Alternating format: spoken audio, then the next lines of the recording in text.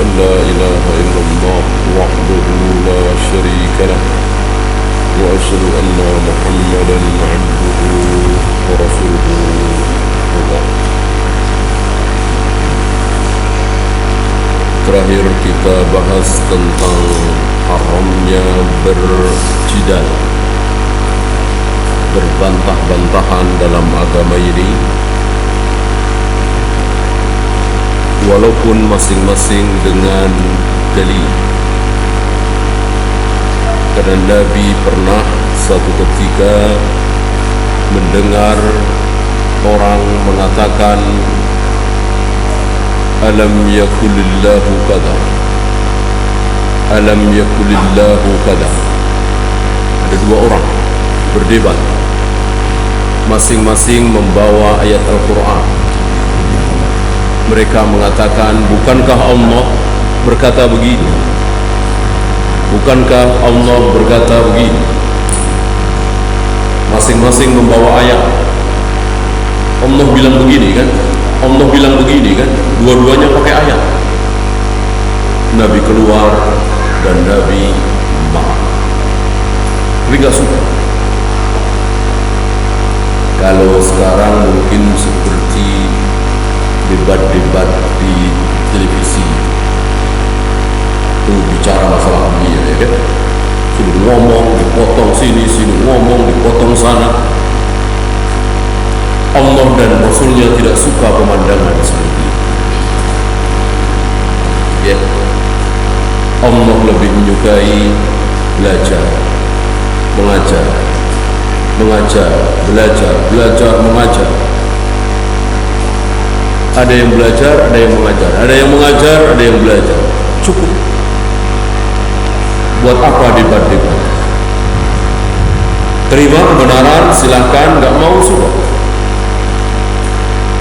Daripada debat berpanjang lebar gak karuan, mending apa sekalian? Mubahalah sekalian. Sunnah. Ya. Karena Nabi tidak berpanjang lebar meladeni pendeta dari Najran. Ketika pendeta itu datang menentang ayat, setelah turun ayat menyatakan bahwa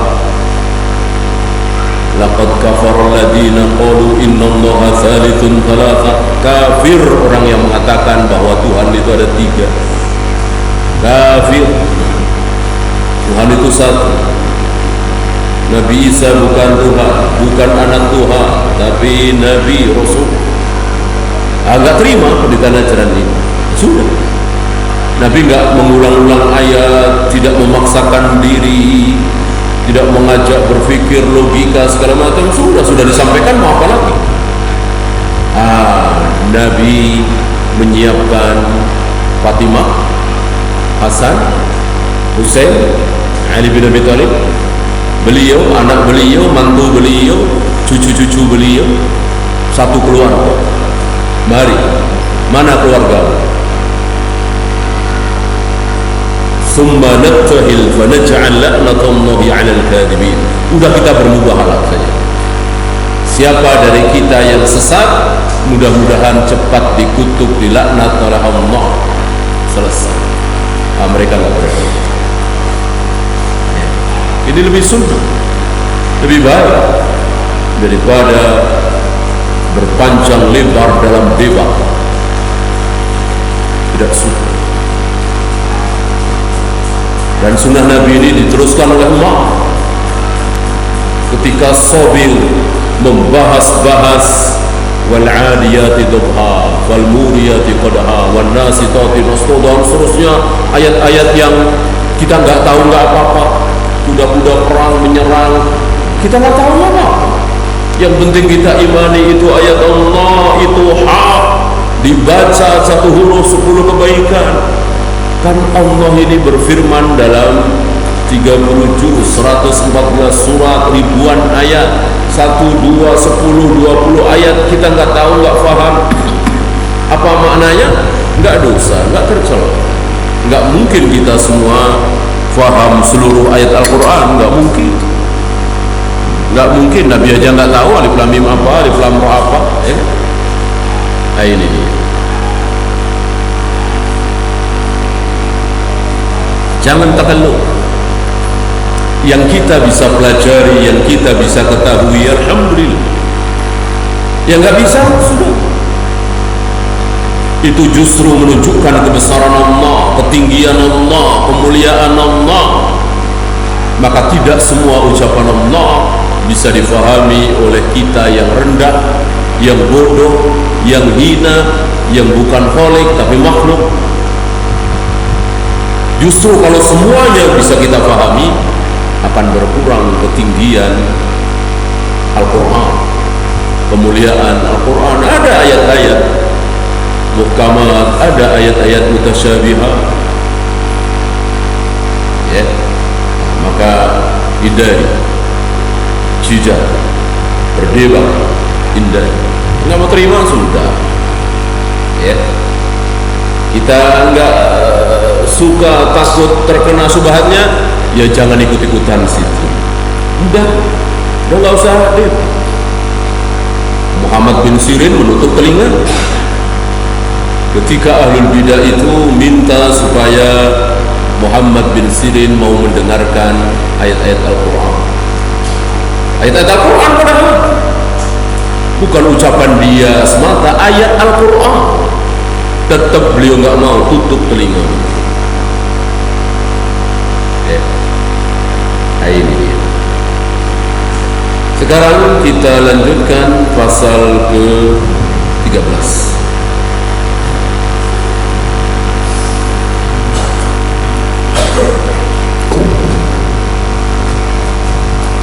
Wal Qur'anu kalamullah. Al-Quran itu kalamullah, ucapan Allah, perkataan Allah yang terdiri dari, kata para ulama, bisautin wa harfin. Ada suaranya, ada hurufnya, ada sotnya, ada sinnya, ada nunnya, ada taknya, yang keluar dari diri Allah. Jangan bilang yang keluar dari mulut Allah, ya. Kalau keluar dari mulut Nabi, ya Nabi punya mulut. Allah punya mulut, nggak ada dalil. Nggak ada dalil. Butuh dalil untuk mengatakan mulut Allah, gigi Allah, bibir Allah, nggak ada. Yang ada wajah Allah, telapak tangan Allah, telapak kaki Allah, genggaman Allah, kedua tangan Allah, itu ada dalil. Betis Allah ada dalil. Adapun rambut, hidung, pipi nggak ada. Jangan pernah mengucapkan. Ucapkan tentang diri Allah persis seperti yang Allah katakan sendiri tentang dirinya. Jangan ditambah, jangan dikurang. Ya. Masuk akal nggak masuk akal, sesuai logika kita atau tidak, nggak peduli. Allah bilang apa, kita tirukan. Masa menirukan salah? Ya. Ini keuntungan kita ahlu sunnah yang hanya mengikuti apa yang menjadi firman Allah. Ya. Setidaknya kita bisa jawab. Ini taruhlah apa kita ikuti jalan pikiran mereka, orang-orang Jahmiyah, orang-orang Mu'tazilah.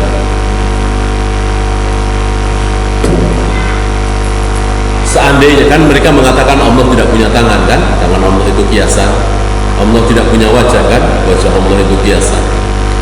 Seandainya nanti Allah bertanya kepada mereka, wahai Jahmiyah, wahai Mu'tazilah, kenapa engkau mengatakan bahwa aku tidak punya tangan? Kau dari mana?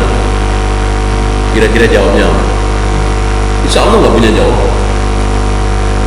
Nggak punya jawab. Apa jawabnya?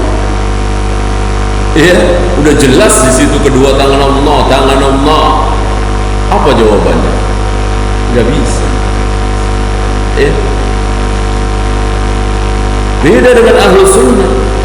Seandainya ahlu sunnah ditanya, wahai ahlu sunnah, kenapa engkau mengatakan dulu waktu di dunia bahwa aku punya tangan dua, aku punya wajah? Mudah bagi ahlu sunnah menjawab. Apa? Engkau sendiri ya Allah yang mengatakan dalam kitab Ar-Rahmanu 'alal 'arsy istawa kullu syai'in halikun ila wajhihi ma mana'aka an tasjuda lima khalaqtu bi yadayya. Bukankah engkau sendiri yang mengatakan tentang aku bersemayam di arsy, wajahku, kedua tanganku, kami hanya mengikuti ayat-ayatmu ya Allah. Selesai ya. Seandainya Allah mengatakan bukan itu maksudnya, ya kita tak tahu, taunya begitu. Tapi mereka nggak punya jawab ya. Nah, maka yakin begitu bahwa Allah betul-betul memiliki wajah, Allah betul-betul memiliki tangan, Allah betul-betul bersemayam di arsy, dan begitu seterusnya ya. Jangan sambil melihat tangan kita, Allah punya tangan, oh begini nih berarti ya, Allah punya begini, jangan ya. Kan tangan Allah berbeda dengan tangan siapapun, wajah Allah berbeda, dan perbedaannya itu perbedaan yang betul-betul berbeda. Sekarang gini aja, gunung punya kaki nggak? Nah, kaidah bahasa kita, gunung punya kaki. Oh si fulan tinggal di kaki gunung. Semua orang bilang begitu kan? Desa anu itu adalah di kaki gunung Semeru, di kaki gunung Merapi, ini bahasa kita. Nah sekarang ada mirip-miripnya nggak kakinya gunung sama kakinya kita? Nggak ada mirip-miripnya aja ya, nggak ada bulu-bulunya, nggak ada kukunya, nggak ada miripnya sama itu gunung, padahal gunung masih makhluk, kita makhluk, nggak ada mirip-miripnya sama sekali.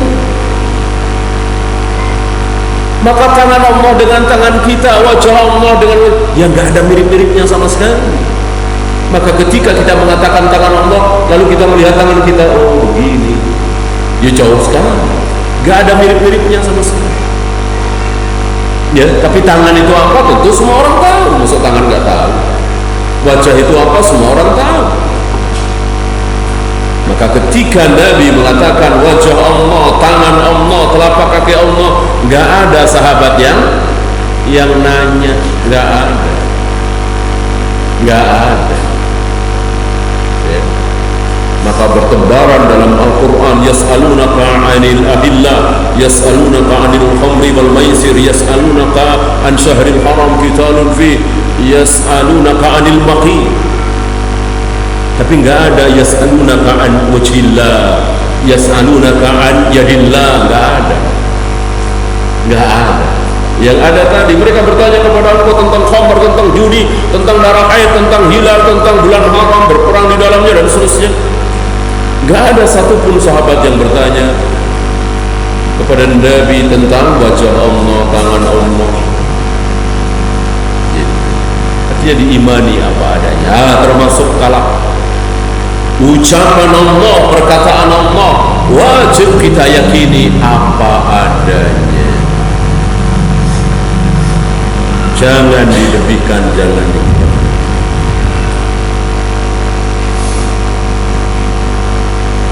Sampai di situ? Tidak. Wal Qur'anu kalamullah, sampai di situ? Tidak. Tapi ada tambahan? Apa? Al-Quran adalah kalamullah, sampai di situ? Tidak. Ada tambahan? Laisa bimakhluqin. Al-Quran adalah kalamullah, bukan makhluk. Padahal tambahan ini masyhur gak di zaman Nabi? Tambahan ini diucapkan, diteriakkan oleh Rasul, Abu Bakar, Umar dan seterusnya? Tidak masyhur.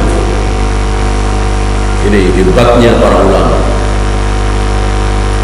Maka tepat sekali dan yakin betul kita dengan sabda Nabi, al-ulama warathatul anbiya. Ulama betul-betul pewaris para nabi. Ini menunjukkan betapa ulama diberi hidayah oleh Allah ya, untuk mengeluarkan kalimat-kalimat yang hak, sekalipun kalimat itu tidak keluar dari lisan Nabi. Apa? Laisa bimakhluqin. Al-Quran itu bukan makhluk. Kalimat ini tidak masyhur, tidak diteriakkan di zaman Rasul dan para sahabat. Sama dengan apa? Sama dengan apa? Muludan bid'ah, muludan bid'ah, muludan bid'ah. Ada kalimat seperti itu enggak di zaman Nabi? Ada apa tidak? Ya enggak ada. Kenapa enggak ada? Ya belum ada muludan, ya. Masa kurang kerjaan muludan para sahabat? Muludan apaan ya Rasul? Karena para sahabat nggak ada yang tahu Maulid Nabi itu apa, ya kan? Muludan itu apa, tahlilan, yasinan malam Jumat, kan belum ada. Beliau memakai kaidah bahwa seluruh peribadatan adalah haram, haram, kecuali yang aku contohkan. Beliau tidak berbicara satu persatu. Ya memang belum ada. Begitu juga. Kenapa ucapan Al-Quran bukan makhluk, walaysa bimakhlukin, Al-Quran bukan makhluk, Al-Quran bukan makhluk, ini tidak diteriakkan oleh Rasul dan para sahabat? Kenapa? Kenapa? Karena belum ada yang mengatakan bahwa Al-Quran adalah makhluk. Nah itu dia. Gak ada. Itu baru muncul pertama kali di Khalifah Al-Ma'mun ketika beliau terkena syubhat ahlul kalam. Banyak falasifah yang masuk ke negeri Islam mengajarkan ilmu filsafat kepada kaum muslimin, lalu muncul bahwa logika bahwa selain Allah pasti makhluk. Sampai di sini kan benar. Iya kan, selain Allah pasti makhluk lah. Surga makhluk, neraka makhluk, Jibril makhluk, Ars makhluk, semuanya makhluk. Yang bukan Allah pasti makhluk. Nah Al-Quran Allah bukan. Kan jawabnya bukan. Al-Quran ya Al-Quran, Allah ya Allah. Berarti Al-Quran makhluk. Nah itu dia. Berangkat dari logika-logika seperti ini. Maka muncul kalimat, tersebar kalimat bid'ah bahwa Al-Quran makhluk. Padahal ini salah. Kenapa? Karena Al-Quran itu kalam Allah, ucapan Allah, kata-katanya Allah. Bisa dipisahkan dari Allah? Ya tidak bisa. Sama dengan tangan Allah, wajah Allah, makhluk bukan? Tangan Allah makhluk bukan? Ya bukan. Wajah Allah makhluk bukan? Ya bukan. Kan bagian apa yang ada pada diri Allah tidak bisa dipisahkan dari diri Allah. Ucapan Allah, kalimat Allah, firman Allah, dengan tangan Allah, wajah Allah, itu tidak bisa dipisahkan dari diri Allah. Sesuatu yang tidak terpisah dari diri Allah, ya bukan makhluk. Beda dengan ars. Ars terpisah dari Allah. Allah, ars. Allah bersemayam di ars, iya, tapi ars terpisah dari diri Allah, maka ars makhluk. Ya, ini dia.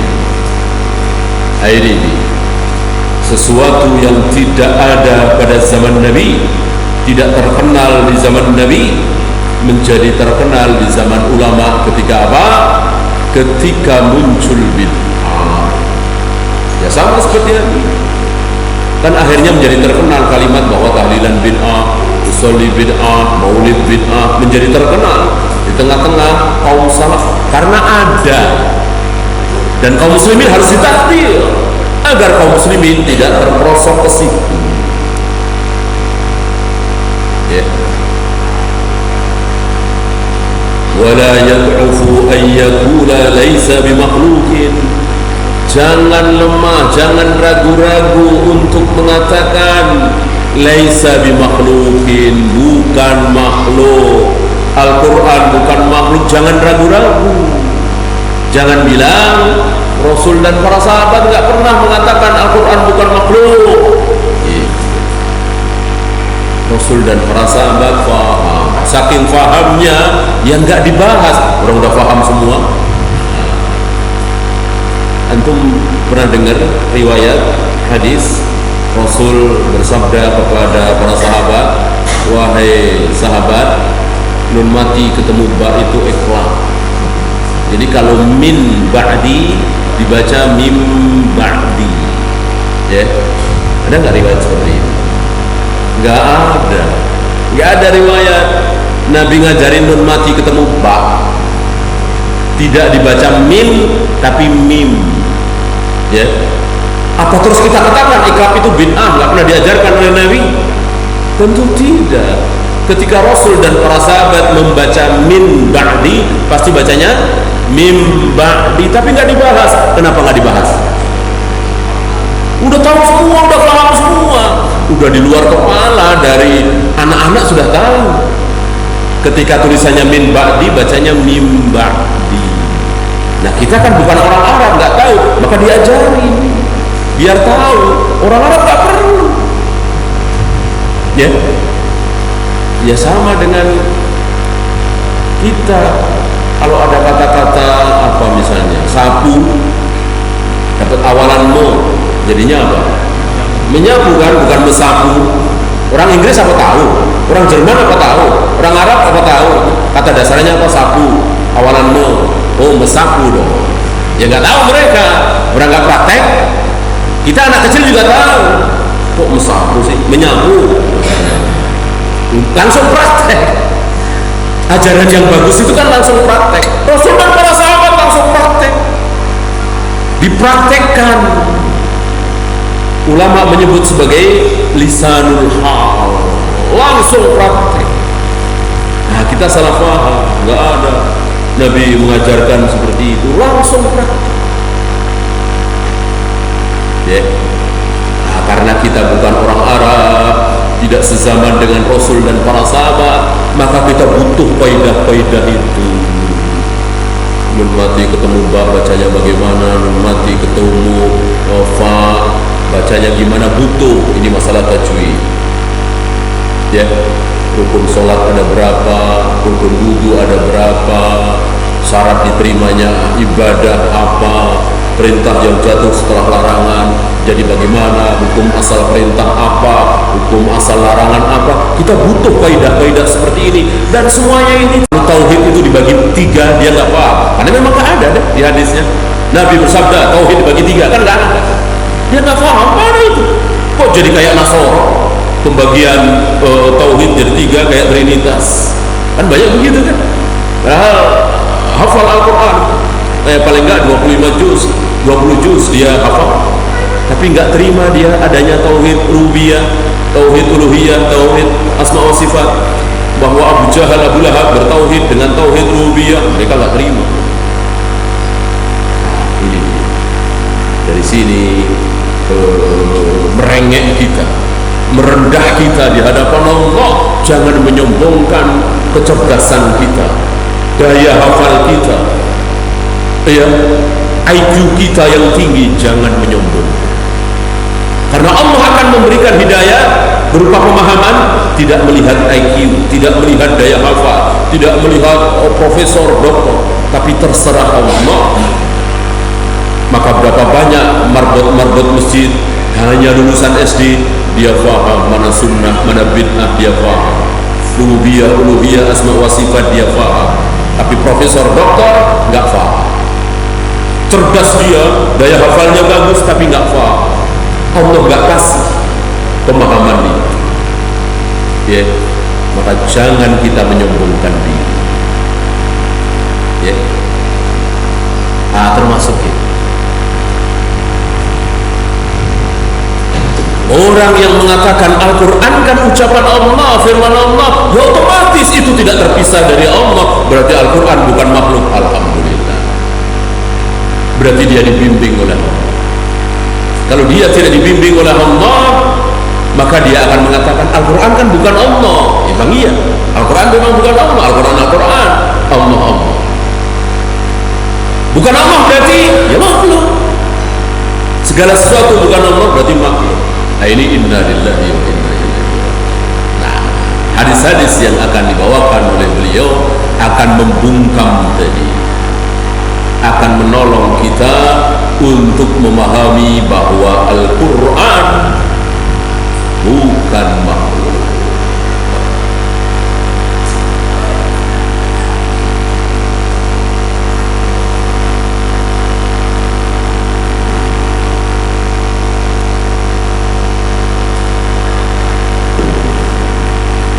wa laisa minhu syai'un makhluqun, tidak ada pada diri Allah sesuatu yang makhluk.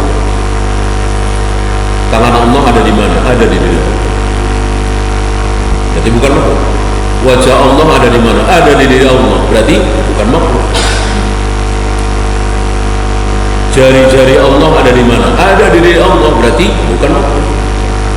Ucapan Allah, perkataan Allah, firman Allah ada di mana? Ada di diri Allah. Berarti bukan makhluk. Ya.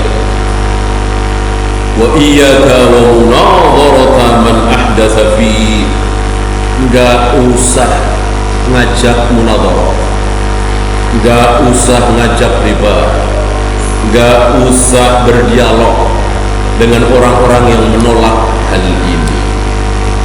Kenapa? Karena syubhat itu kuat, hati itu lemah. Syubhat itu kuat. Berapa banyak orang yang terkena syubhat gara-gara lawan bicaranya fasih dalam ucapan, apalagi mau bohong. Hadis dhaif dia bilang sahih, hadis maudhu dia bilang sahih. Kita percaya, masyarakat percaya, ya, maka udah nggak usah. Kita sudah punya keyakinan, mereka punya keyakinan, sudah. Mau ya ikut kami, nggak mau sudah. Kan sebagian para a'immah ketika diajak debat, salah satu jawabannya ini, kami sudah menemukan kebenaran dalam Islam ini. Kalau kalian belum nemu, cari sendiri sana. Kami sudah nemu kebenaran dalam Islam ini, kami sudah nemu, sudah dapat. Ini menunjukkan bahwa para a'immah itu yakin dengan kebenaran. Ini tidak dipuji oleh orang, malah dicibir. Merasa paling benar, merasa sok benar, paling benar sendiri. Ya mau sok beragama nggak merasa benar? Ya, apa ada orang beragama merasa nggak benar? Agama bapak apa? Agama saya ini agama yang sesat, agama yang batil. Tapi ya memang itu saya suka yang begitu. Mana ada orang ngomong begitu? Mana ada mau Hindu, mau menyembah berhala, mau menyembah sapi? Gak ada. Agama kami batil, gak ada. Pasti merasa benar. Ada kalanya dia menyalahkan agama yang lain, ini yang terbanyak. Ada pula ya yang lain juga silakanlah benar. Pokoknya agama saya juga benar. Nah itu mereka. Masuk para ulama kita gak boleh kita ikuti? Benar. Inilah sunnah, inilah salah. Padahal kita percaya benar. Kulluhum finnar ila ta'ifatan wahidah. Semua masuk neraka kecuali satu. Ya tentu kita berusaha yang satu.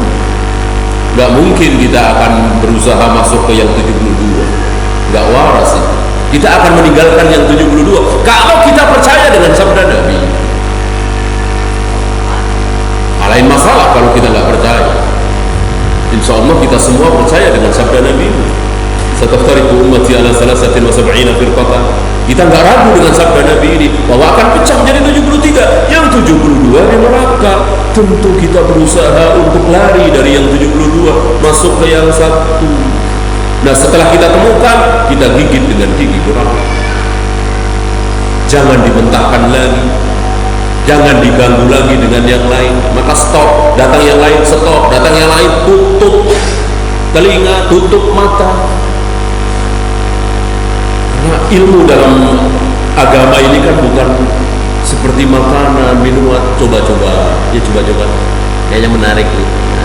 Kalau makanan ya iya, nggak enak, jangan sini lagi.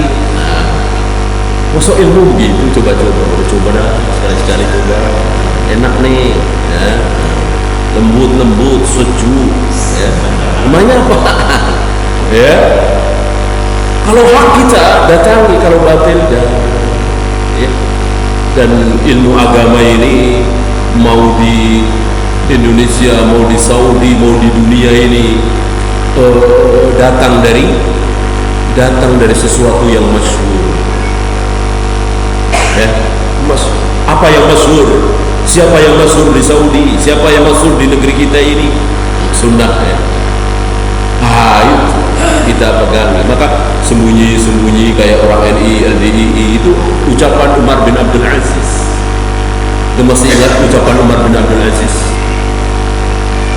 Apabila kalian melihat orang yang sembunyi-sembunyi, berbisik-bisik, berbicara tentang agama, mereka berbisik-bisik, gak mau jahar, gak mau keluar, gak mau di hadapan kaum muslimin, tapi berbisik-bisik, ngaji di kontrakan-kontrakan, ya kan?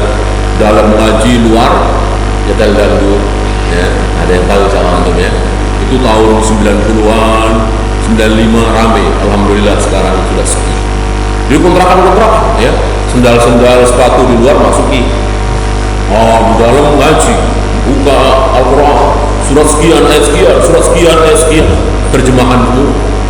Nggak ada Ibnu Katsir, nggak ada Al-Qurtubi, nggak ada At-Tabari, Al-Quran terjemah, difahami, dipelintir, di kesana kemari oleh ra'yu mereka.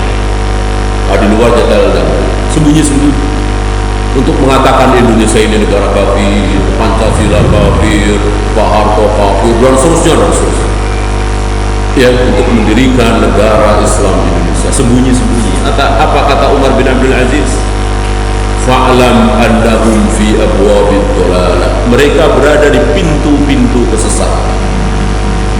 Ucapan Umar bin Abdul Aziz. Ya, maka hati-hati dan dakwah-dakwah yang sembunyi biasanya untuk melindungi kesesatan seperti Rafidhah sembunyi-sembunyi hari ini kan pelan-pelan. Ya, jahat, lihat dakwah salah di masjid jahat, diumumkan di spanduk, di SMS jahat, tidak sembunyi-sembunyi. Ya, kalau toh di rumah-rumah ya tetap dibuka pintunya, dan di rumah bukan pilihan, mestinya di masjid, nggak di rumah. Ya karena masjid ada kendala, nggak boleh, maka di rumah-rumah tetap lebar, ya, tidak sembunyi-sembunyi, tidak seperti orang-orang LII, LDII, firqah-firqah dhalalah.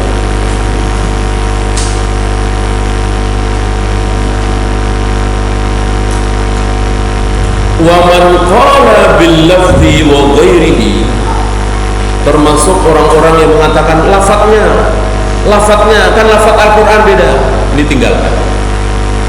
Ini tinggal. Ya. Udah nggak usah bahas masalah lafaz. Pokoknya kalau Al-Quran itu firman Allah, bukan makhluk, titik. Nah lafaznya gimana? Imam Bukhari terfitnah kan gara-gara ini. Terfitnah di akhir umur beliau.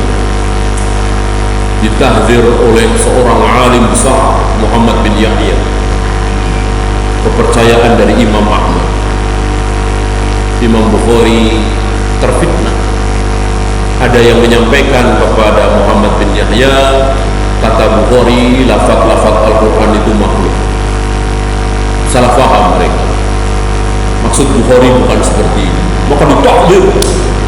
Muhammad bin Yahya mentakdir. Siapa yang masih duduk di majlisku, siapa yang masih duduk di majlisnya Bukhari, tidak boleh duduk di majlisku.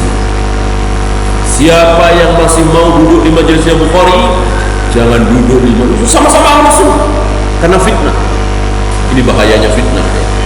Ngomong sana, sampaikan sini, ngomong sana. Ustadz ini bilang lu sampaikan sana, udah beda. Nah ini hati-hati. Kebetulan ada Imam Muslim di sini. Imam Muslim langsung berdiri, meninggalkan majelisnya Muhammad bin Yahya. Imam Muslim lebih sikoh kepada Imam Bukhari. Hanya Imam Muslim. Yang lainnya tetap di situ dan sepi majelisnya Imam Bukhari. Sepi karena Muhammad bin Yahya alim besar, jauh lebih tinggi dari, lebih berumur ya, lebih tua dari Imam Bukhari. Ya. Imam Bukhari pulang ke negerinya. Hanya ditemani oleh khatibnya, penulisnya. Penulisnya itu mengatakan pertama kali Imam Bukhari datang ke Baghdad disambut oleh ribuan manusia. Nah tahu siapa Bukhari?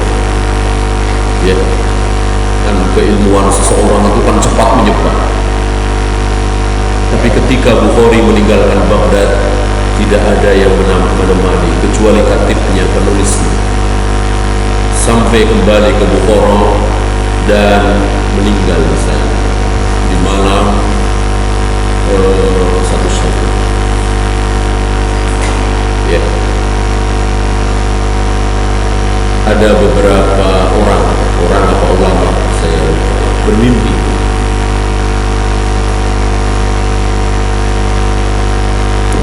beberapa atau satu ulama, saya lupa, bermimpi di malam itu bertemu dengan Rasulullah. Orang itu bertanya, "Ya Rasulullah, sedang apa engkau berdiri di sini?"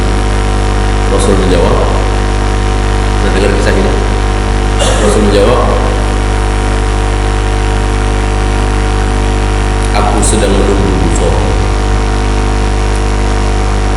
Barangkali dengan mimpi ini tersebar, nama Bukhari menjadi kembali baru setelah hancur ditahdir oleh Muhammad bin Yahya. Tapi hebatnya Bukhari, ya, beliau dihancurkan oleh Muhammad bin Yahya secara ilmiah, tetapi dalam tulisan beliau tetap menyebut Muhammad bin Yahya. Ya, nanti bisa lihat di Sahih Bukhari berapa kali beliau mengatakan haddatsana Muhammad bin Yahya. Kadang-kadang haddatsana Muhammad, yang dimaksud Muhammad bin Yahya. Ini kejujuran, keadilan, kesabaran dia seorang Bukhari. Muslim enggak? Muslim enggak? Ya, manusia ya. Muslim enggak? Muslim enggak ada di Sahih Muslim haddatsana Muhammad bin Yahya, enggak. Mungkin kesal juga kali ya.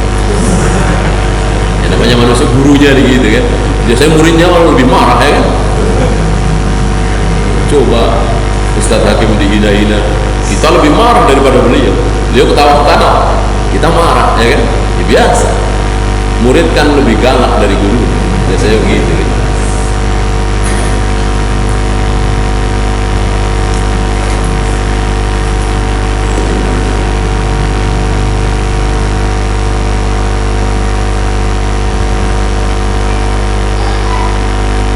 Wa man waqafa fihi faqal, termasuk orang yang tawakuf, termasuk orang yang diam, dia hanya mengatakan la adri makhluqun aw laisa bimakhluqin, aku enggak tahu Al-Qur'an itu makhluk atau bukan, aku enggak tahu.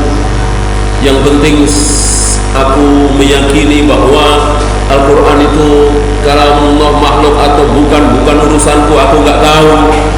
Ini pun sesat. Jangan terkena syubhat orang seperti ini, karena keyakinan tidak boleh tercampur dengan keraguan. Kalau kemaksiatan masih boleh dicampur dengan, kalau ketaatan masih boleh dicampur dengan kemaksiatan. Artinya kadang taat, kadang maksiat, masih muslim, masih beriman. Dia sholat juga, puasa juga, zakat juga, tapi kadang suka berbohong, kadang suka minum khamar. Masih muslim apa sudah kafir? Masih muslim. Ya, ketaatan masih bisa dicampur dengan kemaksiatan. Kalau keyakinan nggak bisa dicampur dengan keraguan, nggak bisa. Maka sekali ragu, kafir. Dia yakin beriman kepada Allah, dia yakin beriman kepada malaikat, kitab, rasul. Satu yang dia tolak, apa? Siksa kubur. Satu doang. Dari malaikat, kitab, rasul, semua dia percaya semua. Satu yang dia ragu, nggak percaya, siksa kubur. Maka masih muslim apa sudah kafir? Kafir. Ini kita bicara keyakinannya ya, bukan orang per orang, si A, si B, si C, enggak. Kita bicara perbuatannya. Ada orang yakin beriman dengan Allah, malaikat, kitab, tapi dia nggak percaya dengan siksa kubur, kafir. Dia percaya dengan siksa kubur, tapi nggak ada mungkar dan nakir, nggak ada itu mungkar dan nakir. Ya, jadi Allah langsung yang akan bertanya, yang akan menyiksa, bukan mungkar nakir. Kafir apa tidak? Kafir. Kafir menolak sebuah keyakinan yang difirmankan oleh Allah, disabdakan oleh Nabi, kafir. Sekali lagi kita tidak bahas orang per orang, tapi perbuatan.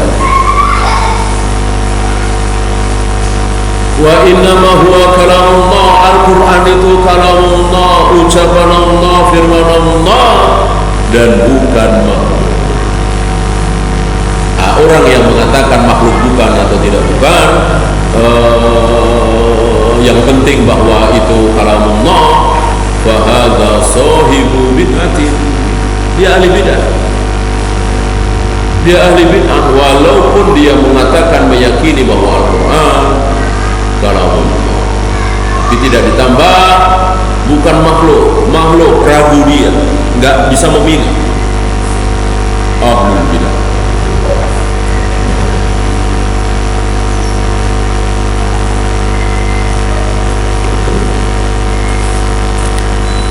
Mithlu man qala huwa makhlukun, sama saja dengan orang yang mengatakan Al-Quran itu makhluk. Sama-sama menolak, sama-sama enggak. Persis ketika Allah menyindir, mengisahkan, menceritakan seseorang yang ini percaya, ini percaya, ini percaya, kalau ini enggak percaya, kafir. Kafir, karena ini keyakinan. Beda dengan perbuatan. Perbuatan seseorang mau zina, minum khamar, berjudi, membunuh, korupsi, belum mengeluarkan seseorang dari Islam. Tapi salah dalam keyakinan bisa. Tapi sekali lagi saya ulang-ulang, kita nggak bahas orang. Yang kita bahas adalah perbuatan. Maka kita jangan membahas Pak Fulan, tetangga saya, kafir apa tidak, karena dia telah mengatakan siksa kubur tidak ada. Jangan, nggak usah dibahas. Ya, Pak Fulannya, walaupun keluar dari mulutnya, oh siksa kubur nggak ada itu siksa kubur. Kan belum diadili, pengadilan itu nanti di akhir. Kok sudah disiksa, sudah dihukum? Nggak adil kan Allah? Siksa kubur nggak ada. Pak Fulan namanya. Bolehkah kita kafirkan? Tidak boleh. Tidak boleh. Perbuatannya perbuatan kafir, pelakunya belum tentu kafir.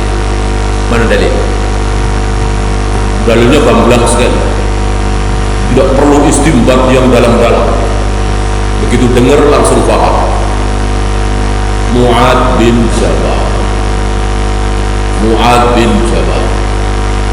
Mu'ad bin Jabal pernah melakukan perbuatan kufur. Apa? Sujud kepada Nabi. Haram kan? Kufur kan? Sujud. Apakah Nabi mengatakan, wahai Mu'ad, engkau telah keluar dari Islam, ayo baca syahadat lagi? Ya. Cukup beliau mengatakan, lau kuntu amir, seandainya boleh aku perintahkan manusia untuk sujud kepada sesama manusia, maka akan aku perintahkan para wanita sujud kepada suami.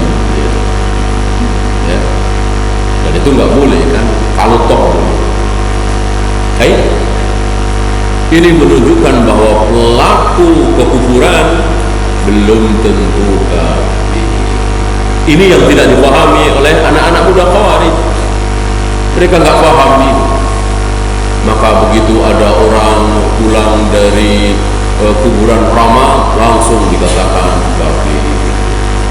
Begitu ada orang mengatakan siksa kubur begini-begini, dia langsung bilang Anda kafir, takyin, ditentukan namanya, si fulan kafir, si A kafir, si B kafir. Kalau kita kan enggak, Ahlu Sunnah tidak bilang begitu. Ya, mana ada Ahlu Sunnah membahas si Ulil kafir, ya, dulu siapa itu Nurholis Majid kafir, ya, orang liberal disebut namanya kafir, nggak ada yang dibahas perbuatannya. Menolak siksa kubur kafir, mengatakan Al-Quran itu makhluk kafir, tetapi orangnya tidak. Kita serahkan kepada Allah Maha Taala. Ya, karena ada penghalang-penghalang. bisa menghalangi dia jatuh dalam kafir.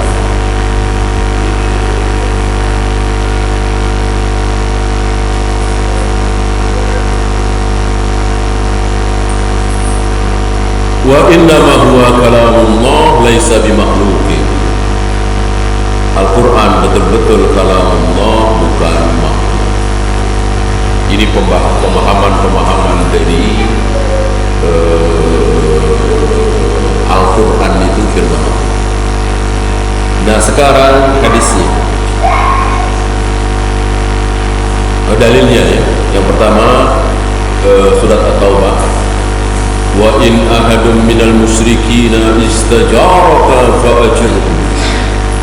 Apabila ada orang-orang musyrik minta perlindungan kepadamu ya Muhammad ke Mekah, kan banyak mereka yang tidak suka dengan Abu Jahal bin Hisham, mereka meninggalkan Mekah. Kan ada dua negeri, satu negeri kafir yaitu Mekah, dua negeri muslim yaitu Madinah. Nah, banyak orang-orang Mekah ini yang keluar dari Mekah, bahkan yang menyembunyikan keimanan di Mekah ada, walaupun berdosa ya, karena hijrah itu wajib kalau yang mampu. Banyak orang-orang Mekah datang ke Madinah minta perlindungan kepada Nabi. Kata Allah, lindungi hatta yasma'a kalam Allah, agar mereka bisa mendengar apa? Mendengar kalam Allah, mendengar ucapan Allah, mendengar Al-Quran. Berarti mengatakan Al-Quran kalam Allah, hak, benar, sah. Kemudian Al-A'raf 54, ala lahul khalqu wal amr. Ketahuilah bahwa milik Allah lah al-khalqu dan al-amru. Apa al-khalqu? Seluruh makhluk al-khalqu. Ya Jibril, ya Mikail, ya iblis, ya surga, neraka, langit, bumi, semua arsy, itu al-khalqu. Ketahuilah bahwa al-khalqu dan al-amru dua-duanya milik Allah. Apa al-amru? Amr, fi'il amr, fi'il perintah. Apa al-amr? Perintah-perintah Allah. Amr itu di dalamnya ada perintah-perintah Allah. Perintah-perintah Allah, larangan Allah ada di mana? Ada di mana?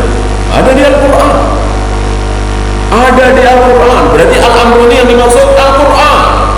Berarti Al-A'raf ini maksudnya, ketahuilah bahwa seluruh makhluk dan Al-Quran adalah milik Allah.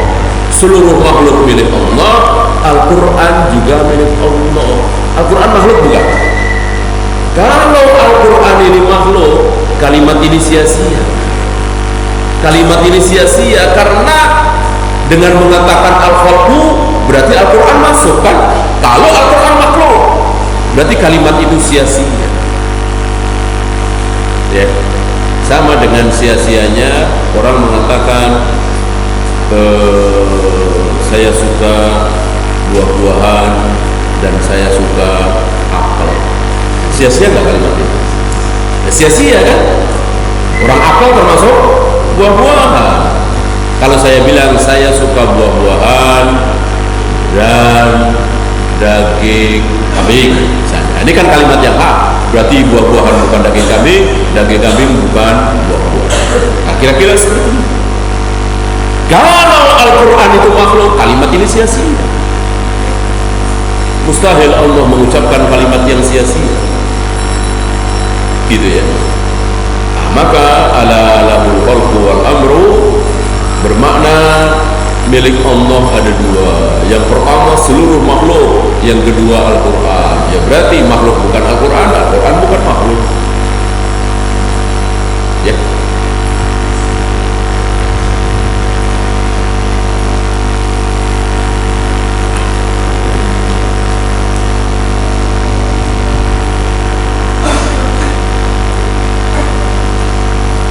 Kemudian beliau membawakan ucapan Ibnu Uyainah, Sufyan bin Uyainah, al-khalqu khalqullah tabaraka wa ta'ala wal amru al-Quran. Ternyata diawali oleh Sufyan bin Uyainah, guru dari Imam Syafi'i, yang mengatakan bahwa al-khalqu seluruh makhluk, al-amru al-Quran. Ya. Dan para imam mengikuti ucapan beliau, Imam Syafi'i, Imam Bukhari, Imam Abu Dawud dan lain-lain, mengatakan bahwa al-amru di sini adalah Al-Quran. Kemudian ucapan Umar, Al-Quranu kalamullah fala tusarrifuhu ala araikum. Al-Quran ini kalamullah, ucapan Allah, maka jangan disuruh mengikuti pendapat kalian. Pendapat kalian jangan mengatur Al-Quran. Al-Quran kalamullah yang mesti mengatur pendapat kalian. Kemudian ucapan Imam Malik, kemudian ucapan Imam Syafi'i, sama. Bahkan Imam Syafi'i mengatakan wa man qala makhlukun fa huwa kafir. Barang siapa yang mengatakan bahwa Al-Quran itu makhluk, maka dia kafir. Ya. Nah, Imam Malik sudah menasihati, jangan pernah mengatakan bahwa Al-Quran itu makhluk. Siapa yang dipaksa mengatakan Al-Quran itu makhluk, jangan mau. Ya. Walaupun disiksa, walaupun dipenjara sampai mati. Rupanya ini firasat beliau, ya, terjadi pada murid cucu. Ya, saya kira tidak ketemu dengan beliau Imam Ahmad, tapi ketemu dengan murid beliau Imam Syafi'i. Imam Syafi'i kan murid beliau Imam Malik, Imam Ahmad murid Imam Syafi'i.